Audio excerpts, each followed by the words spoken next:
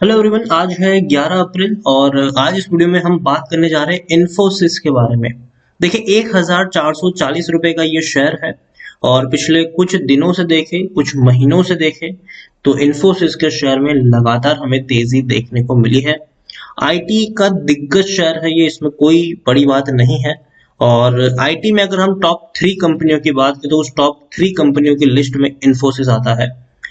Share 1440 रुपए का है। वीडियो में हम डिस्कस करेंगे कि खरीदारी करने का यहाँ पर मौका बनता है कि नहीं, और जिन्होंने ऑलरेडी खरीदारी करके रखी है उनको अब यहाँ पर क्या करना चाहिए, उन सारी चीजों के बारे में इस वीडियो में हम डिस्कस करेंगे। लेकिन उससे पहले अगर आपने अभी तक चैनल को सब्सक्राइब नहीं किया तो प्लीज अभी इसे सब्सक्राइब कर लीजिए, क्योंकि आगे भी बहुत सारे वीडियोस जो आपको काफी ज्यादा हेल्प करेंगे। उसके साथ साथ अगर आपने अभी तक मेरी टेलीग्राम चैनल को सब्सक्राइब नहीं किया है तो उसको भी सब्सक्राइब करना मत भूलिएगा, लिंक आपको डिस्क्रिप्शन में मिल जाएगा।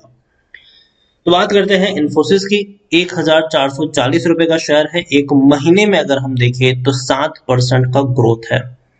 आप देखिए 1333 रुपए तक पहुंच गया था, उसके बाद लगातार तेजी है। नतीजे आने से पहले की ये तेजी है। बहुत जल्दी इन्फोसिस के रिजल्ट्स आने वाले हैं और रिजल्ट्स को लेकर भी कुछ अटकलें लगाई जा रही हैं, उसके बारे में हम डिस्कस करें उससे पहले एक साल में देखेंगे तो 125 से 126% का ग्रोथ है। 624 रुपए से अगर आप देखें तो 1440 रुपए का सफर इस कंपनी ने तय किया है। जब भी छोटी मोटी गिरावट आई है उससे बड़ा बाउंस बैक किया है। थोड़ी बहुत गिरावट आई, बड़ा बाउंस बैक किया। थोड़ी बहुत गिरावट आई, बड़ा बाउंस बैक किया। जब भी गिरावट आई है उससे ज्यादा बड़ा इसने बाउंस बैक दिखाया है। 3 साल का भी अगर हम ग्राफ देखें तो पिछले 3 साल में 560% का ग्रोथ है। देखिए आईटी की कंपनियों में पिछले 10 सालों में जितना ग्रोथ नहीं आया है उससे ज्यादा ग्रोथ पिछले एक साल में देखने को मिल चुका है हमें। 10 साल में आप देखेंगे तो इन्फोसिस देखिए कहाँ तक था, 800 रुपए तक पहुंचा था, वो भी 265 रुपए से। ठीक है, 200 मतलब 300 मतलब 400 रुपए से 800 रुपए तक ये पहुंचा था। कोरोना काल में ये टूटा लेकिन 630 तक पहुंचा। लेकिन अगर आप देखें तो उससे ज्यादा पैसा बना दिया है। जितना पैसा 9 साल में बना के नहीं दिया उतना पैसा एक साल में बना के दिया है। और ये सिर्फ इन्फोसिस की बात नहीं है, जितनी भी बड़ी आईटी कंपनीज है, चाहे हम एचसीएल टेक की बात करें, चाहे हम इन्फोसिस की बात करें, विप्रो की बात करें, टीसीएस की बात करें, सब में यही है रीजन।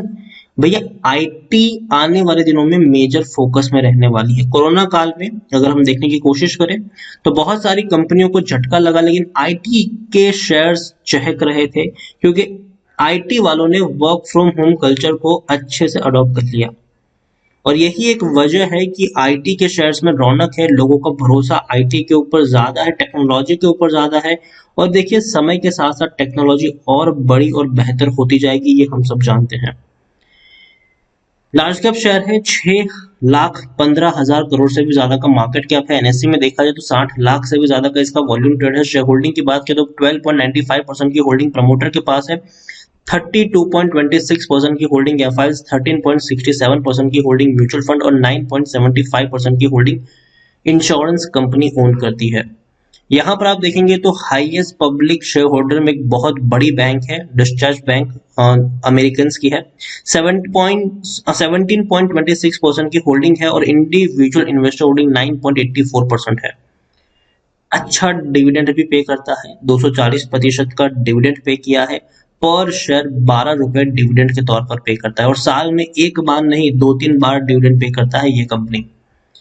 इन्फोसिस देखा जाए तो टेक्निकल रेटिंग अभी भी बेहतर है, शानदार है, तेजी के संकेत है। यहाँ से और ऊपर तक शेयर जा सकता है। According to Moneycontrol user 87% लोग खरीदने की सलाह दे रहे हैं और 13% लोग बेच के निकलने की भी बातचीत यहाँ पर कर रहे हैं।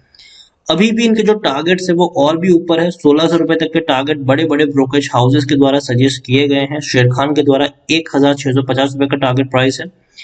एचडीएफसी सिक्योरिटीज का 1580 का टारगेट है। प्रभुदास लीलाधर का 1611 रुपए का टारगेट है। मोतीलाल ओसवाल का भी 1600 रुपए का टारगेट है। आईसीआईसीआई डायरेक्ट का 1610 का टारगेट है और अरिहंत कैपिटल का 1545 का टारगेट प्राइस है। तो बड़े टारगेट प्राइस अभी भी रिकमेंड किए जा रहे हैं, मतलब 1500 रुपए तक जा सकता है शेयर बहुत ही कम वक्त में। इसके चांसेस बहुत ही ज्यादा हाई है। यहाँ पर अगर हम देखें तो नतीजे की मैं बात करूं तो भैया 14 तारीख को इनके रिजल्ट्स आने वाले हैं। डिविडेंड के बारे में भी डिस्कस किया जाएगा। और एक मैं डिविडेंड की अगर बात करूं तो जैसे कि मैंने कहा कि साल में 2-3 बार डिविडेंड पे करता है ये शेयर। 2019 में 3 बार इन्होंने साल में डिविडेंड पे किया था।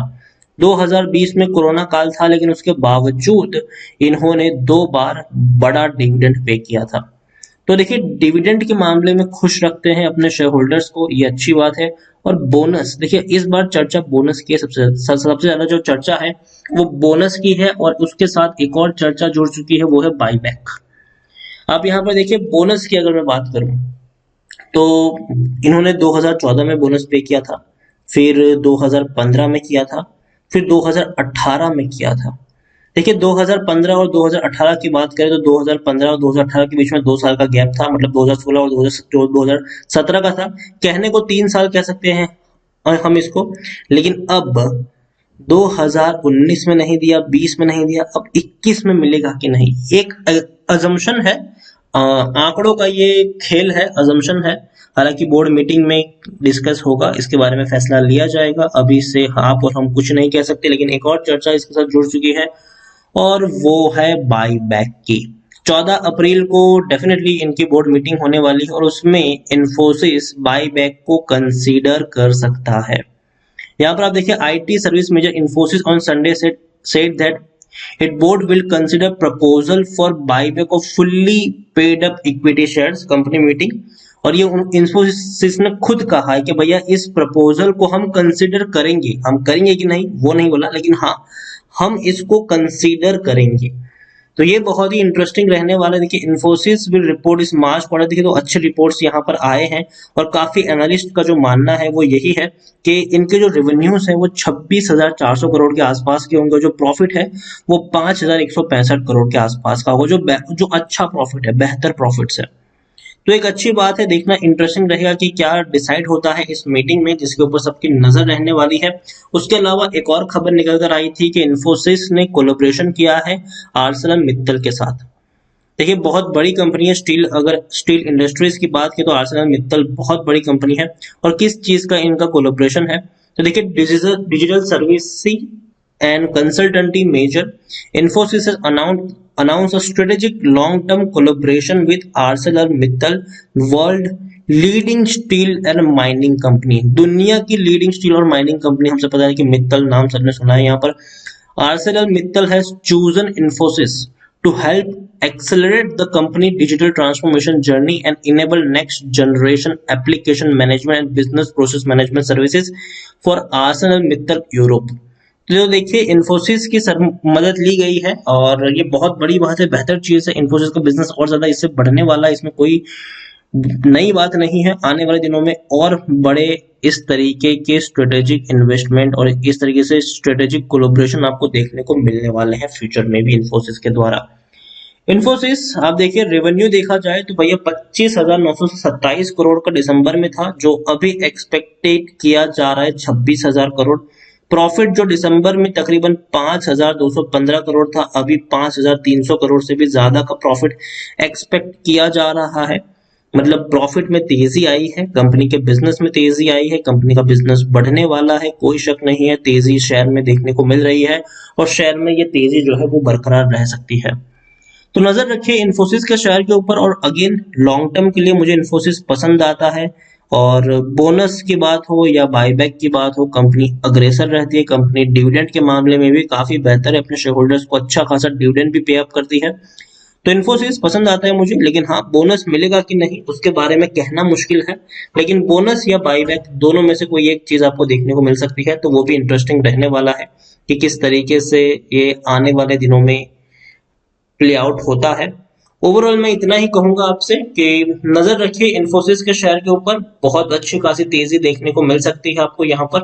लॉन्ग टर्म का शेयर है ये, शॉर्ट टर्म का नहीं। इसके अलावा 2 और शेयर है, टीसीएस और विप्रो, इनके भी नतीजे बहुत ही जल्दी आने वाले हैं। टीसीएस के नतीजे कल ही आने वाले हैं, तो कल टीसीएस के लिए बहुत ही बड़ा दिन है, और विप्रो के जो रिजल्ट है वो 15 तारीख को आने वाले हैं, तो इनके ऊपर भी नजर रहेगी। और आईटी अभी अगर हम देखें तो भैया सबके फोकस में है, और टेक्नोलॉजी आने वाले दिनों में समय के साथ साथ इवॉल्व होगी, बेहतर होगी, बड़ी होगी, और ये वो कंपनीज हैं जो इसका फायदा उठाने वाले हैं। तो नजर रखिए इन कंपनियों के ऊपर, अच्छी कंपनी है, बेहतर कंपनी है, लॉन्ग टर्म में पैसा बनाकर देने वाली कंपनी है। वीडियो को इसी के साथ एंड करूंगा, पसंद आया हो तो लाइक और शेयर करें, चैनल पर अगर आप पहली बार आए तो प्लीज सब्सक्राइब करें, और इन्फोसिस के बारे में आप क्या सोचते हैं वो भी आप मुझे कमेंट में लिखकर बता सकते हैं।